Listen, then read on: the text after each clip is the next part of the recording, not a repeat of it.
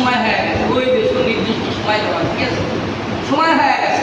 আজরাইল আলাইহিস সালাতু ওয়াস সালাম হাজির, জান কবজ করবে। সুলাইমান আলাইহিস সালাতু ওয়াস সালাম বলে, ভাই আজরাইল, এটা একটা কথা হলো, যেমন সময় তুমি আমার জান কবজ করবে, মসজিদের কাজ এখন সম্পন্ন হয় নাই, এখন সম্পূর্ণ হয় নাই। আমি চলে গেলে জিনেরা কাজ করবি যায়, কারণ জিনেরা তো আমার দিকে ভয় পায়। কি ভাই, আল্লাহ তাআলা সে একটা শক্তি দিয়েছিল, উনি যখন রাগ করতেন শরীরের লোমগুলো দাঁড়ায় যায়, জিনেরা ভয় কি কাজ করে। আজরাইল আলাইহিস সালাতু ওয়াস সালাম বলেন, ঠিক আছে, আমি আল্লাহর সাথে কথা কয়ে আসি।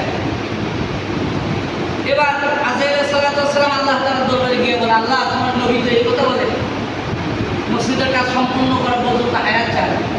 আল্লাহ তাই না মানে নির্দিষ্ট সময় শেষ, নির্দিষ্ট সময় শেষ। মসজিদের নির্মাণের কাজ নিয়ে টেনশন করতে হবে না, আমার ঘর আমি কিভাবে নির্মাণ করবো এটা আমি ভালো, কে ভালো করে বলেন, আমার কাজ আমি চালাই আমি।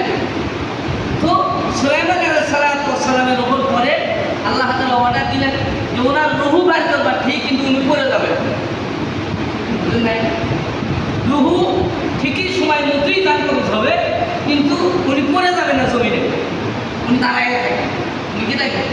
দাঁড়াইয়ে থাকে। আল্লাহর কুদরত বোঝার মুশকিল নাকি? আল্লাহ সব কিছুই লাঠির উপর ভর্তি আছে, শরীরের পশমগুলো দাঁড়াইয়ে আছে, রাগ করে মানে যেটা রাগ করলে যেরকম হয় এটা শেষ আমি তার বুঝলি। তো রাগ করলে যেমন হয় এরকম পশমগুলো দাঁড়াইয়ে আছে, লাঠির উপর ভর্তি আছে। এমতো অবস্থায় আজরাইল আলাইহিস সালাতু ওয়াস সালাম জান কবজ করছে, জান ঠিকই কবজ করছে, রুহু ঠিকই নিয়ে গেছে, কিন্তু লাঠির সাথে হেলান দিয়ে আছে। এখন এই তো রাগান্বিত অবস্থায় যেরকম থাকে ওই রকম লাঠিটা হেলান দিয়ে আছে, সিনেমা তো মনে করছে যে কাছেই আছে, ঠিক আছে, কাছেই আছে মনে হয়। এদিকে তো ভয়ে শুধু দ্রুত কাজ চালাচ্ছে, দ্রুত চালাচ্ছে। সময় মতো যখন মসজিদের কাজও শেষ, লাঠির তো গুনে খাইতে দিয়েছিল। সুলাইমান আলাইহিস সালাতু ওয়াস সালাম জমিনে পড়ে গেছে।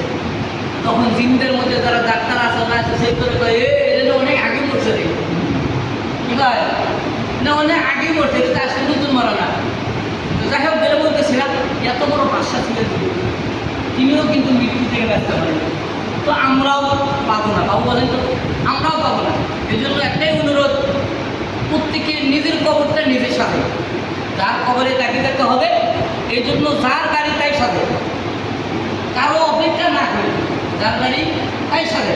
মরার আগে কিছু কাজ করে যোগ যাইতে পারেন, কারণ কবরের থেকেও লাভ হবে নাকি। সেই কী কী কাজ করবেন সেটা হুজুর বলবেন, আর বলবো